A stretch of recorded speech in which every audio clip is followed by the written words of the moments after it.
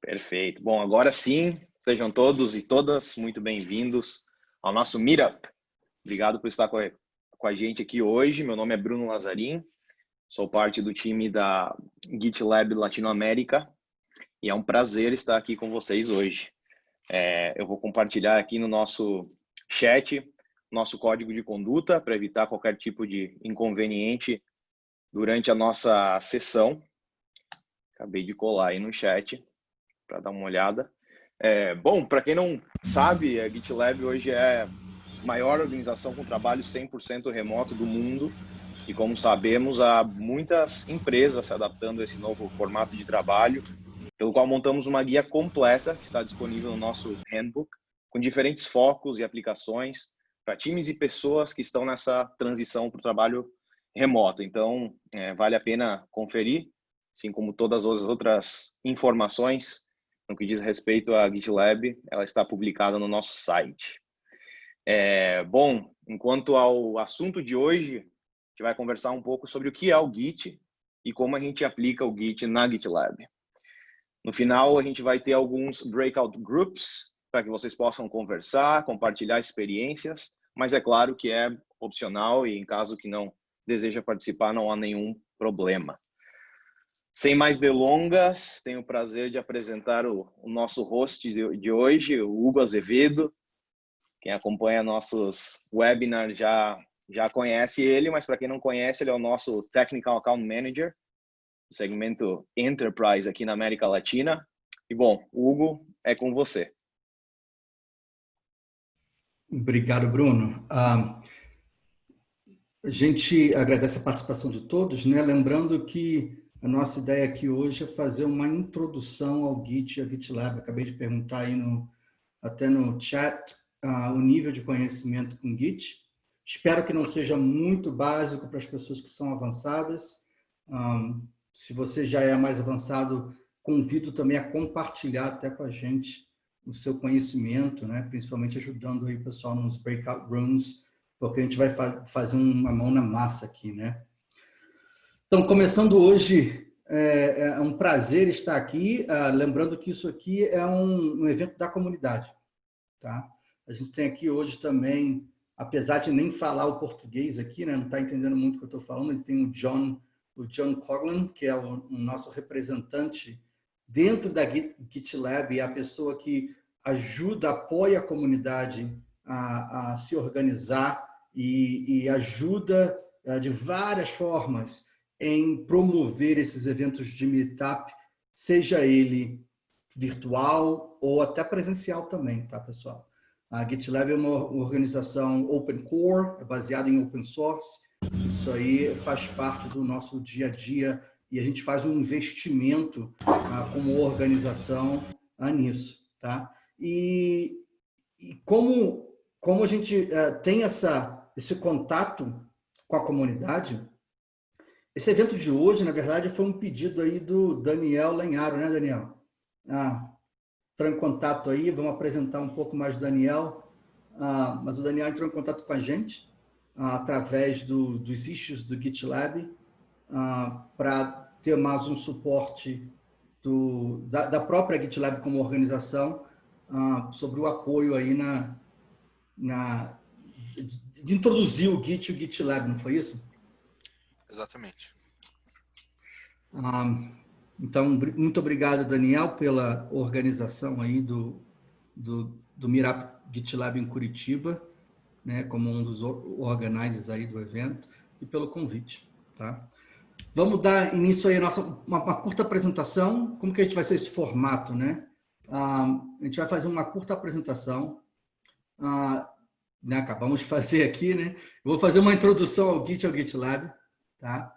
Diferenciar esses dois, porque justamente o feedback do Daniel foi o seguinte, foi que, poxa, a gente teve um meetup sobre GitLab em Curitiba, só que muita gente estava meio perdida, não entendia exatamente o que era Git, o que era GitLab, então dá para a gente dar um suporte na comunidade nesse sentido, assim, pô, claro, né, com o maior prazer. Só que como isso aqui é um joint venture, né, uma sociedade entre eu e o Daniel, vou fazer aqui uma rápida apresentação de Git e GitLab, e o Daniel vai ajudar a gente a passar pelo exercício mais prático de hoje.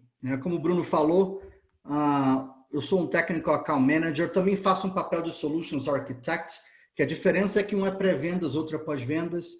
Eu trabalho aqui de Erie, no Colorado, né, nos Estados Unidos, mas represento a América Latina. Tá? Não só estou aqui no Meetup só porque eu trabalho para a GitLab também, não. Eu sou voluntário no Ágil Brasil, né? Eu também, ultimamente, eu tenho participado muito nesse projeto COVID-19, COVID Safe Path, que é um projeto aí do MIT com outras universidades para levar um app de tracing, né? Para tentar minimizar os impactos aí do Covid que está tendo no mundo. Enfim, vivo dessa vontade de compartilhar, aprender com todo mundo e doar aí o nosso tempo e trocar essas experiências para causas nobres, né? E aí o Daniel também faz a mesma coisa, né, Daniel? Fala um pouco de você para a gente. Bom, então, eu sou Daniel Lenharo, eu sou aqui de Curitiba. Eu praticamente respiro as comunidades de software livre, né? Então, quem participa de alguma comunidade de software livre já deve ter ouvido sobre mim. Eu sou membro do projeto Debian. Atualmente eu sou especialista em redes na Celepar, né? Com a companhia de tecnologia aqui do Paraná. Então, e a gente está fazendo esse trabalho junto com o pessoal aí do John e o Hugo para divulgar um pouco mais o Git e o GitLab também. Valeu, Daniel. Muito obrigado mais uma vez pela disponibilidade, pela doação e atitude, tá? Vamos lá, vamos à introdução ao Git, então. Tá? O Git é um sistema de controle de versão, às vezes é chamado. É chamado também de um sistema de gestão, né, de software. Também você pode ouvir dessa forma, né? Enfim, mas eu não gosto nem de falar muito nessas linhas. Por quê? Porque a gente acaba isolando as pessoas que não são de software. Ou seja, você acaba impondo uma pré-condição. É quase que para você usar Git, você tem que ser desenvolvedor de software. Tá? Então, por isso que eu não gosto muito de associar somente com software. Aí eu gosto mais da Source Control Management, né? O SCM, né? Que é muito utilizado também. Dessas definições. Por quê? Porque é um sistema que ele faz a gestão e o controle, né, de qualquer fonte, qualquer arquivo de texto. Ele muito utilizado por código, pela sua história, né? Mas, na verdade, ele pode ser utilizado até para escrever um livro em arquivo TXT. Né? Ou seja, se você está usando o computador e você está fazendo alteração em algum arquivo de texto, você pode usar o Git. E você não precisa ter anos e anos de experiência de desenvolvimento de software para fazer isso, não. Tá? Um pouco sobre a história do Git. O Git, em abril, fez 15 anos. Okay? Aqui tem até o link aqui. Se vocês clicarem nesse link aqui, deixa eu clicar para vocês. Esse aqui é um e-mail do Linus Torvalds, né? Para os que não estão familiarizados, né? Ele é o pai do Linux, o pai do Git, muitos chamam o padrinho aí do Open Source Software. E um pouco de história é o seguinte, é que se usava BitKeeper para fazer o desenvolvimento do kernel do Linux. Houve um problema, não vou entrar em detalhe, o Linus até tem aqui no nosso blog, que também está lá no slide, né? Ele não é necessariamente uma pessoa, né? Para os que não sabem ler aqui, né? A gente chama aqui em inglês de uma pessoa com sharp edges, uma pessoa meio grosseira, vamos dizer assim, né? Então, teve uma briga lá com o BitKeeper, ele falou, cara, eu vou desenvolver o meu próprio sistema de controle de versão para desenvolver de forma colaborativa e usando o open source, o kernel do Linux, tá? Isso é o mais básico do básico aí de história de Git, tá? Nesses 15 anos de história de Git, o Brandon O'Leary, que é o nosso evangelista aí da comunidade, está escrevendo uma série de blogs a respeito. Um deles é esse aqui, que é um guia para iniciantes em Git, né? E eu vou até usar isso como pano de fundo. Inicialmente eu não estava planejando isso não, mas eu vou usar isso como pano de fundo, porque eu gostei da forma como o Brandon colocou removeu essa questão do software e explica muito bem como funciona o Git, né? Então, basicamente, na forma mais simples ele escreveu aqui, né? O Git é o acompanhamento, né, que permite que muitas pessoas possam colaborar na mudança que está ocorrendo em múltiplos arquivos de formas paralelas até. Por quê? Porque o Git ele marca o que mudou entre uma versão e outra. Tá? O mais básico do Git é isso. E uma outra grande vantagem do Git é o quê? Como ele marca as mudanças e ele dá uma identidade para cada uma dessas mudanças, essas alterações que estão sendo feitas e que estão fluindo em um sistema, ele funciona basicamente como uma máquina do tempo.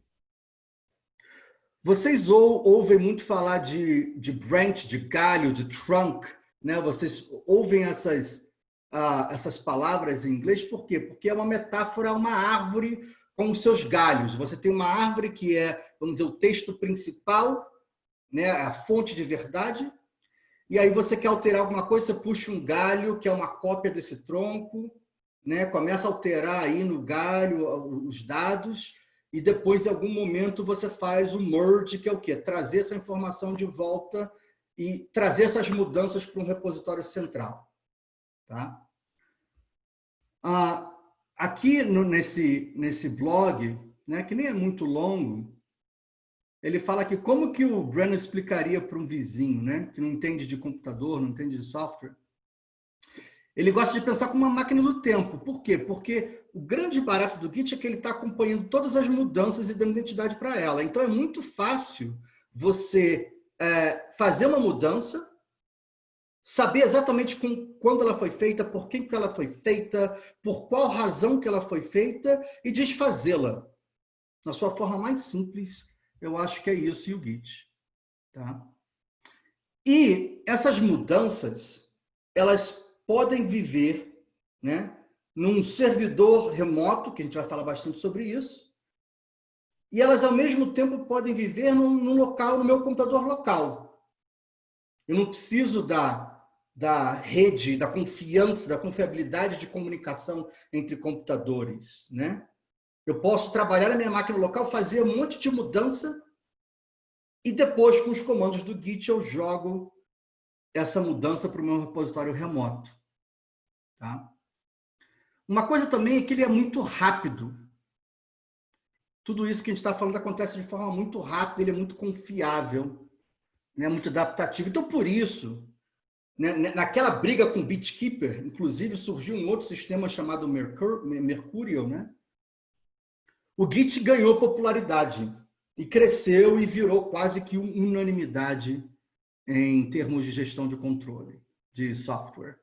Ou na GitLab, para vocês terem uma ideia, por ser uma organização que vive do Git e que documenta tudo online, todos os nossos colaboradores usam o Git e o GitLab para fazer alteração de handbook, para usando os issues do GitLab, usando os merge requests, tudo como a gente vai ver aqui.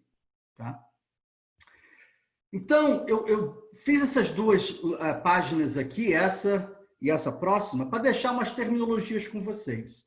Só que, ao invés de simplesmente falar delas, eu posso mostrar um pouquinho do Git do GitLab, né?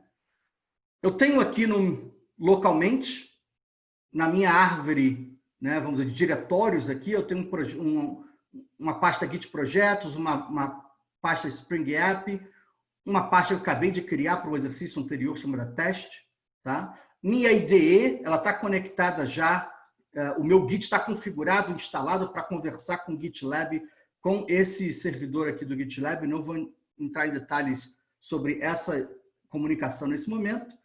E aqui no GitLab eu tenho um repositório, o que a gente chama do repositório remoto, né? Está lá na nuvem, está lá num servidor qualquer, seja na nuvem, seja dentro da sua empresa, não da sua casa, no servidor da sua casa, não importa. Entendeu? Vocês veem aqui que eu tenho esse repositório que ele guarda os meus arquivos. Tá? Então, nesse repositório é que eu faço as mudanças, né, para depois levar essas mudanças para algum lugar, para algum sistema. Tá? Só para vocês terem uma ideia. Quando eu falo de repositório remoto, estou falando que tá remoto, está num servidor qualquer, e quando eu falo local, o trabalho local a gente está fazendo aqui na própria máquina. O Daniel vai ajudar a gente em um exercício aí para entendimento melhor disso. Tá? Nesse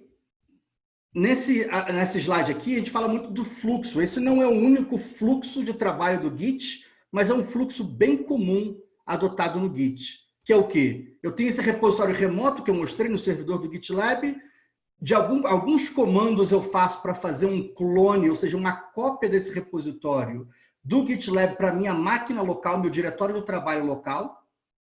Eu posso também começar o meu fluxo criando um diretório local primeiro, né? E aí eu começo a trabalhar nesse diretório local, ele não precisa nascer no GitLab, ele pode nascer na minha máquina. E aí eu adiciono arquivos, adiciono mudanças, faço commit e, finalmente, o push, que é levar essas mudanças para o repositório remoto, que é, nesse caso aqui, é o GitLab. Tá? Isso é o Git. Bem introdução, bem básico. Agora, o que é o GitLab? O GitLab tem o nome Git nele, por quê? Porque o Git foi, como o GitHub, né, foi a principal razão da sua existência no começo. Só que hoje, o Git é só um pedacinho do que faz o GitLab. O GitLab provém soluções desde planejamento, se você trabalha com gestão de Scrum, Kanban, né, gestão de projetos, ele te apoia nisso, nessa gestão através dos issues. Os issues conectam de forma muito fácil, muito transparente com o Git, porque os seus issues estão no mesmo projeto, os seus merge requests também estão ali, eles se conectam muito, a gente vai ver isso também. E aí tem toda uma parte de CI, CD, de integração contínua e de deploy contínuo que acontece para quê? Para levar essas mudanças até um ambiente onde essas aplicações vão operar. E tem também monitoração, segurança, defende, por aí vai. Não vou me estender muito. Para entender o GitLab, é importante entender o GitLab Flow, que é o que o Daniel vai fazer com a gente. Ele vai passar de caminhar a gente pelo GitLab Flow, que é basicamente um fluxo recomendado de como se trabalha no GitLab, né? Uma variante do Git Flow e do GitHub Flow. E, para entender o GitLab Flow, é muito importante entender merge requests. Tá? Então, eu vou explicar só rapidamente. Quando eu falei do tronco, e aí você faz uma cópia do tronco, que é o branch, né? O galho da árvore, é basicamente uma cópia que você tira. Você faz as suas alterações nessa cópia. Por quê? Porque você não quer ter conflito com pessoas atualizando a mesma coisa ao mesmo tempo. Você faz essas alterações e depois você faz uma solicitação para quê? Para que as suas mudanças que foram feitas nessa cópia sejam acopladas ao tronco principal, que é também conhecido como branch master, né? O merge request é onde toda a colaboração ocorre, é onde você vê as mudanças que ocorreram, é onde você vê qual foi o resultado do pipeline, é onde você vê qual é o resultado dos seus testes, é onde você potencialmente, se for necessário, você pede aprovação para terminar um merge ou não, é onde toda essa colaboração acontece. Tá? Com essa introdução, convido o Daniel agora a caminhar com a gente pelo exercício prático, né, Daniel? Vamos fazer o exercício prático, fluxo, E aí, depois que o Daniel terminar o exemplo dele, o objetivo é que vocês façam o seu próprio exercício prático também, tá? A gente vai dar tempo para vocês executarem isso. Vamos lá, Daniel? Vamos lá, deixa eu compartilhar aqui. Deixa eu achar aqui, acho que é essa aqui. Isso. Tá. Todo mundo tá vendo minha tela? Tô sim. Tá. Então, na verdade, assim, a ideia que a gente passou aqui, né, com o pessoal, com o Hugo, é mostrar um pouco como que vai funcionar esse fluxo, né, que ele comentou. Então, aqui eu estou na página dele. Existe um projeto que ele criou aqui, ele fez um fork, né, lá do Ricardo Amarília. Então, esse é um projeto que tem dentro. Um projeto público, né? Todo mundo pode acessar, né? Isso. Tem lá na página dele, né, gitlab.com/Hugo Azevedo, tem esse projeto. Então, o que a gente vai fazer? A gente vai mostrar aqui como que funciona. Esse é um projeto pai, né, digamos assim. A gente vai mostrar que serve uma página de web, uma página simples, para a gente mostrar alguns fluxos aqui. Então, o primeiro passo que a gente vai fazer é trazer ele para o nosso espaço de trabalho, né? Então, eu vou fazer um fork desse projeto. O que é um fork? Eu vou copiar ele para o meu projeto. Então, eu vou selecionar um namespace. Aqui eu tenho acesso a 3. Vou copiar, criar no meu. Não vou não, porque eu tinha criado antes para testar. Né? Para testar, então ele já tem um com o mesmo nome. Vou escolher um outro aqui só para a gente fazer. Então eu fiz um fork. Então agora esse projeto ele não está mais no do Hugo, ele está no meu namespace aqui, no caso do Debian Brasil, né? O mesmo nome, tudo. Só que ele ainda tem um relacionamento entre o projeto com o Hugo.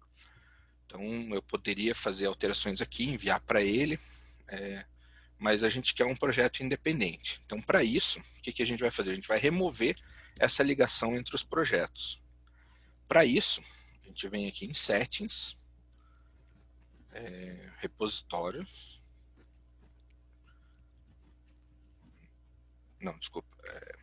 General. Então daí a gente vem aqui no Advanced. Yes.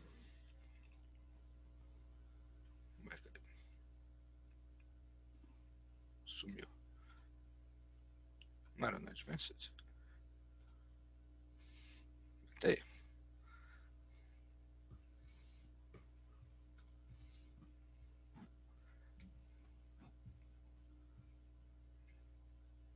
Você foi no geral, né? Depois no Advanced.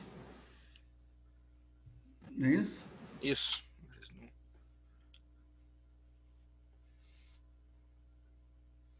Você está atualizando o seu. Veio aqui. Debian Brasil, Hello Latam, Edit. Dá um refresh aí no Advanced. Deveria aparecer no Advanced mesmo.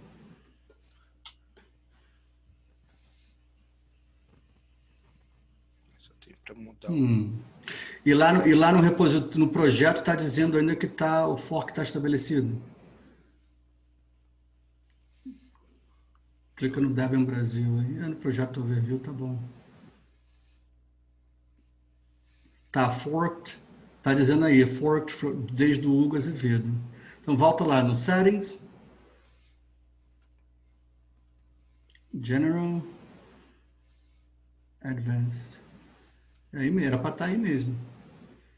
Não está aparecendo. Depois a gente vê. Não se preocupa com isso agora não, porque de qualquer forma para fazer um merge request no meu projeto, né? Tá, então Você teria que pedir um merge request.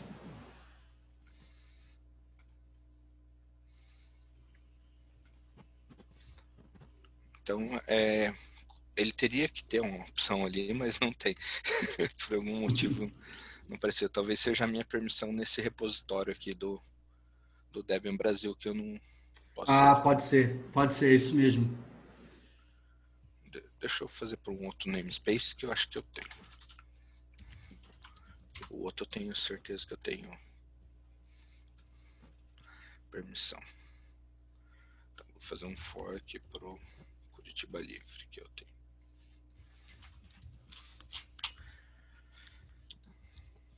Aqui, settings, general.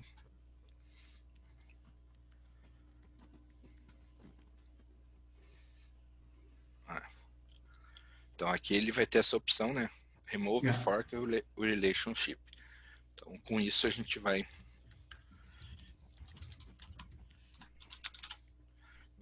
deixar de ser um projeto integrado. Então agora nós somos um projeto como se a gente tivesse escrito o projeto à parte, né? Então agora nós temos o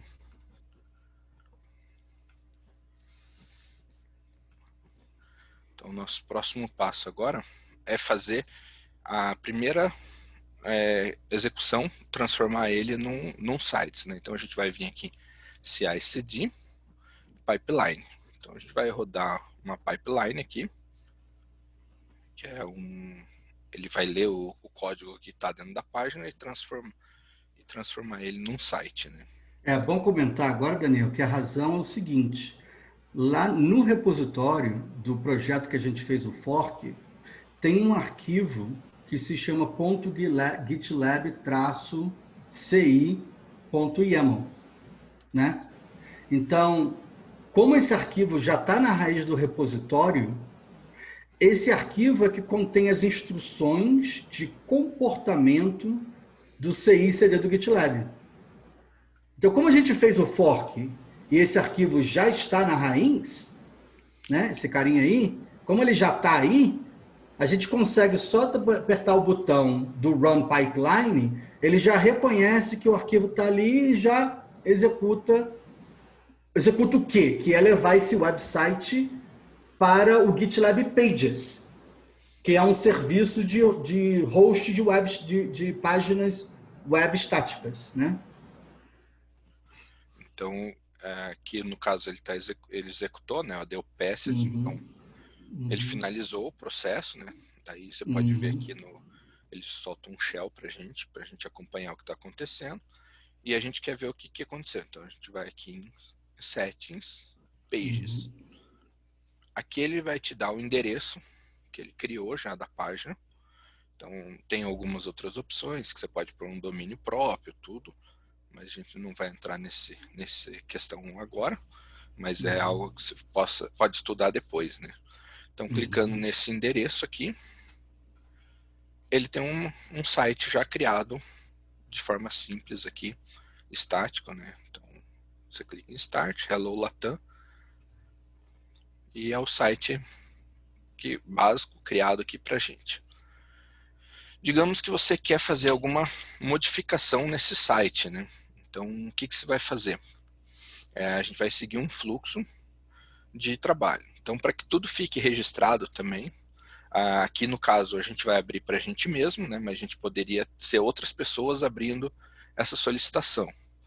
Então o primeiro passo seria criar uma issue, né? Que é uma requisição. Então a gente vai abrir uma nova issue e dando um título. Vamos, digamos lá, alterar cor de fundo do site. Então a gente põe uma breve descrição, né? Cita a alteração da cor de fundo do site. Aqui você pode pôr mais informações, no caso assign, né? Então no caso eu vou designar essa requisição para mim mesmo, né? Então se tivesse outro, aqui no caso tem outras pessoas que participam do projeto, eu poderia designar para eles, mas eu estou designando para mim mesmo, né? E a data, hoje. Então, feito isso, eu vou submeter essa issue para o projeto. Então vai ter lá essa solicitação. O que eu faço com isso agora? Eu vou abrir um merge request. que é isso? É solicitar que para que seja incorporado, feito a alteração, incorporado no projeto, né? Então eu vou dar o create merge request, né? Ele vai criar um merge request, uma nova branch, que é aqueles ramos que o Hugo comentou, com o nome alterar cor de fundo do site. Daí eu posso alterar da onde, aqui está vindo da master, né? Então ele vai pegar o mesmo código da master para criar essa branch. Se eu tivesse mais de uma branch, eu poderia copiar de outra, mas no caso aqui não vamos complicar, vamos pegar só da master. Então eu criei o merge request, certo? Então aqui no site vai aparecer, né, o merge request. Aqui tem um que é resolve, alterar a cor de fundo do site. Eu tenho que resolver isso agora. Então eu recebi esse merge request, eu vou ter que resolver ele. Como que eu vou resolver ele? Eu vou dar um open. Eu posso aqui, no caso, eu teria duas opções. Se eu tivesse ele clonar na máquina, né, local, eu poderia atualizar meu repositório e fazer localmente. Mas o GitLab me permite também que eu faça alterações na minha própria interface web, né? Então eu posso vir aqui em Open Web IDE, ele vai me trazer. Lembrando que a maioria das pessoas, né, quando o cara é desenvolvedor, né, Daniel, a moça é desenvolvedora, né, as pessoas têm aquela preferência para trabalhar no IDE deles, né, localmente, né, porque já está configurada para a linguagem que eles estão acostumados, né, tem toda uma configuração. Igual você mostrou aí, teu computador, né, todo configurado. Isso, já. Isso. Mas no caso, eu não sou obrigado. Se você não é um programador, você não é obrigado a ter um sistema instalado na tua máquina. Né? Exatamente. Então, o que a gente fala é o seguinte, a Web IDE do GitLab ele é muito bom em alguns cenários. Um deles é quando você precisa fazer uma alteração super rápida, né? Que você não precisa de nada, é uma coisinha boba, é um texto pequeno, uma coisa que você tem que corrigir super rápido, que não precisa você contar com o seu ambiente. Você não vai fazer debugging local, nada disso, né? Não precisa tanto sintaxe assim, ou tanta ferramenta assim. E a outra ocasião é quando você não está nem na sua máquina, né? Você está trabalhando numa máquina qualquer, ou até numa máquina pessoal em casa, ou enfim, o GitLab, dependendo de onde está configurado o GitLab, mas se for gitlab.com, ele tem acesso à internet. Então, às vezes, é muito cômodo, porque você não precisa ter na máquina uma configuração do Git já toda feita com IDE para trabalhar e fazer essa alteração. Né? Exato. Então, aqui, quando eu abri a Web IDE, ele me trouxe aqui a lista de todos os arquivos que eu tenho no projeto. Então, eu quero alterar a cor de fundo. Eu vou alterar lá, então, no style.css. Eu vou procurar aqui, né, onde que tem lá a cor de fundo. Então, aqui no caso a gente já deixou pronto, né, mas então eu vou lá, adiciono o background. Então eu criei as duas linhas de background para alterar e colocar essas cores. O que eu vou fazer agora? Eu tenho que enviar essas modificações para o projeto. Então eu vou dar um commit para que fique registrado o que eu fiz. Então, commit. Aqui ele vai me mostrar quais foram as alterações, né, do arquivo antes e depois. Então alterar cor de fundo. Então eu vou lá, commit. Então eu estou enviando essa modificação para o projeto. Commit enviado.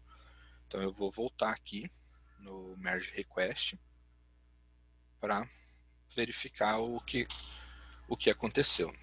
Então tá aqui, né? A modificação foi feito esse commit que tem lá a informação do que aconteceu, né? Ele traz aqui também. Eu posso fazer algum comentário ou pedir para alguém revisar, né? Então Então tá lá, cor ok, né? Então, alguém alterou, fez um comentário, pode ter uma equipe, né? Tem um fluxo de revisão antes de aceitar. E Inclusive, aí está dizendo que a aprovação não é necessária, né? Está dizendo no approval required, em cima do botão de merge aí, né? Mas isso não é possível você construir um fluxo, né? Que você tenha aprovações necessárias por distintas pessoas, distintas áreas. Se você está numa organização que precisa ter essa estrutura, né? Isso também é possível construir no GitLab. então, por exemplo, daí vem aqui, né? Tá? Eu resolvo o problema, né?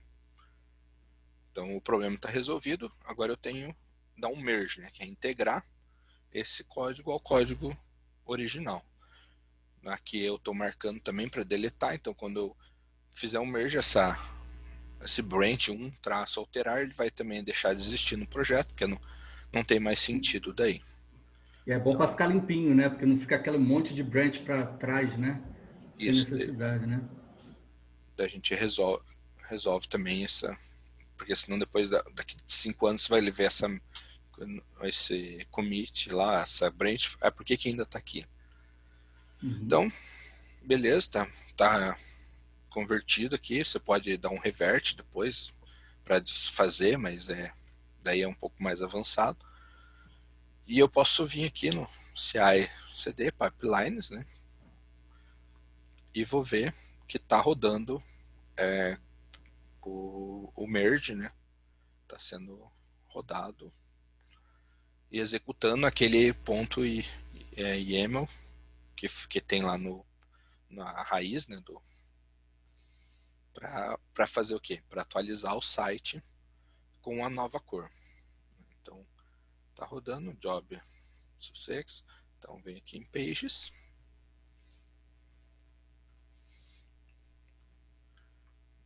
Página. Precisa de um refresh aí.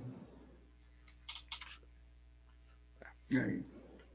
Então, daí lá agora veio para cor roxa, tanto antes quanto depois, que foi as duas alterações que a gente fez no código, né? Então a gente alterou para aquela cor mais chapada para essa cor roxa. Então, Maravilha, muito obrigado, Daniel. Esse é o exercício, né? Muito simples, recapitulando, né? O que foi demonstrado a gente foi é o GitLab Flow, né? A gente começou com um issue que especifica o que precisa ser mudado, por que se precisa ser mudado, né? É o famoso requerimento, ou a história de usuário, né? Ou até um bug, né? A pessoa abre um bug no sistema para ser tratado. A partir do issue, criou-se um merge request, que é o lugar onde vai se colaborar em como vai resolver aquela situação.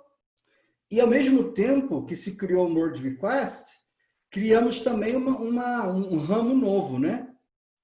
Que é o quê? Novamente, o ramo, a branch, é uma cópia do repositório, de todo o código que está lá, para você trabalhar e fazer as modificações sem se preocupar em bagunçar a coisa original, né?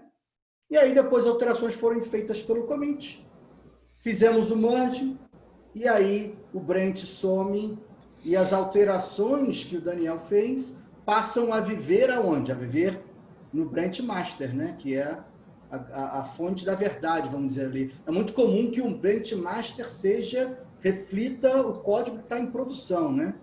Normalmente, né? exatamente. Com isso, vamos aí, Bruno, convidar o pessoal para fazer um break. O convite é para vocês fazerem aí a gente vai separar em grupos, né? Vou deixar o Bruno explicar aí que o Bruno, é isso aí, agora é a parte do Breakout Rooms, onde vocês vão conversar, fazer exercícios. Vai ter um convite que vai aparecer aqui no Zoom mesmo, que é só clicar para entrar. E quando estiver terminando essa parte de Breakout Groups, vai ter um reloginho aí com uma contagem regressiva, que ao finalizar vai trazer vocês de volta aqui pro Zoom. Em caso que vocês saiam do Breakout Rooms, não se preocupem que ele vai trazer vocês de volta aqui, não vai sair nem nada pelo estilo. Depois voltamos para finalizar. Maravilha. Vamos parar o recording nesse momento, porque não faz muito sentido gravar enquanto o pessoal está fazendo exercício, né?